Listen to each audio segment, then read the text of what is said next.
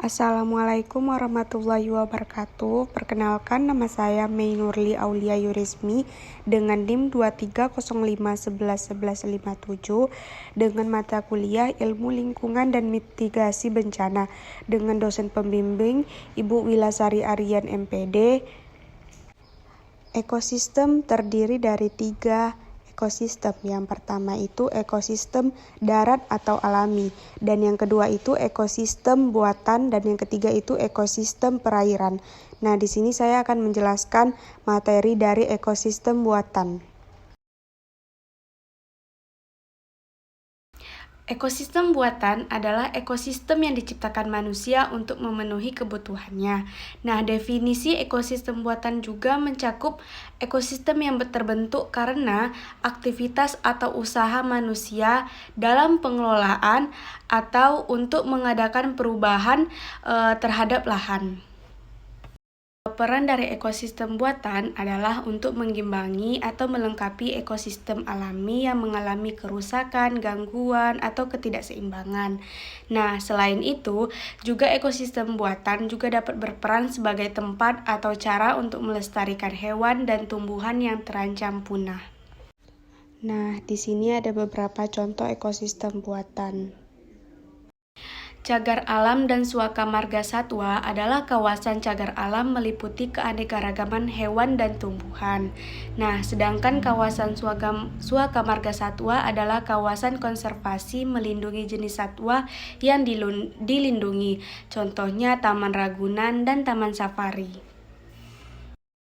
Hutan produksi. Hutan produksi merupakan bagian integral dari ekosistem hutan di dunia, termasuk di Indonesia. Di tengah tantangan pelestarian lingkungan dan pemanfaatan sumber daya alam yang berkelanjutan, memahami konsep dan pentingnya hutan jenis produksi menjadi semakin penting. Nah, dalam rangka memperoleh manfaat dari hutan ini, pengelolaannya harus dilakukan secara lestari dan berkelanjutan. Pemerintah dan masyarakat harus berperan aktif dalam menjaga kelestarian hutan tersebut, mengembangkan teknologi dan metode pengelolaan yang ramah lingkungan. Nah, selanjutnya perkebunan. Perkebunan adalah area lahan yang digunakan untuk menanam berbagai jenis tanaman secara komersial, seperti kelapa sawit, karet, teh, kopi, dan lainnya. Biasanya dikelola secara intensif untuk produksi hasil yang maksimal. Kolam ikan. Kolam ikan adalah lingkungan air yang diciptakan oleh manusia untuk menampung dan memelihara ikan serta organisme akuatik lainnya. Nah, seperti akuarium, kolam ikan. Nah, ini memerlukan perawatan dan pengaturan lingkungan agar sesuai dengan kebutuhan biologis ikan dan makhluk hidup lainnya di dalamnya. Nah, selanjutnya ini akuarium. Nah, akuarium ini adalah sesuatu yang diciptakan oleh manusia untuk meniru lingkungan alami spesifik dari dunia bawah air. Nah, dalam akuarium terdapat elemen-elemen seperti air, tanaman, ikan, dan organisme lain. Nah, yang pertama ini pemukiman. Pemukiman dalam ekosistem buatan merujuk pada perkembangan kawasan pemukiman yang dirancang untuk mempertimbangkan dampaknya terhadap lingkungan dan ekosistem sekitarnya.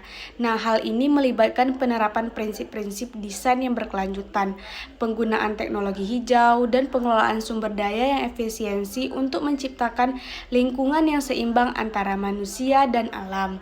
Nah, dalam konteks ini, pembangunan pemukiman harus memperhatikan keberlanjutan, efisiensi energi, pengelolaan limbah, pelestarian habitat alami, dan aspek lingkungan lainnya. Nah, yang kedua yaitu sawah irigasi. Sawah irigasi ini dalam ekosistem buatan adalah contoh yang bagus dari bagaimana manusia dapat mengintegrasikan sistem buatan dengan ekosistem alami untuk keberlanjutan dan produktivitas yang lebih tinggi. Nah, sawah irigasi dapat dirancang untuk memanfaatkan air secara efisiensi melalui sistem irigasi yang cermat seperti irigasi tetes atau irigasi berbasis teknologi.